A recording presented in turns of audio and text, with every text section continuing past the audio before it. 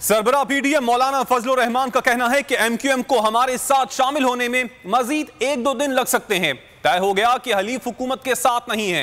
MQM मरकज से मुतमईन होकर जा रहे हैं। कराची में मीडिया से गुफ्तगू में उन्होंने मजीद कहा कि 25 मार्च को काफिले की शक्ल में इस्लामाबाद में दाखिल होंगे।